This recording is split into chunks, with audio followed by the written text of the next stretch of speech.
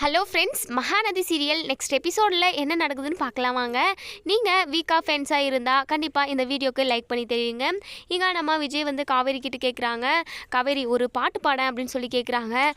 அதுக்கப்புறம் நம்ம காவேரி பாட்டு பாடாமல் வெண்ணிலா பேச்சு எடுக்கிறாங்க. இங்கே பார் காவேரி, நான் உன் கூட டைம் ஸ்பெண்ட் பண்ணணும் அப்படின்றதுக்காக தான் உன்னை வெளியே கூட்டிகிட்டு வந்திருக்கேன். இப்போ எதுக்காக வெண்ணிலாவை பற்றி எடுக்கிற அப்படின்னு சொல்லி கேட்குறாங்க.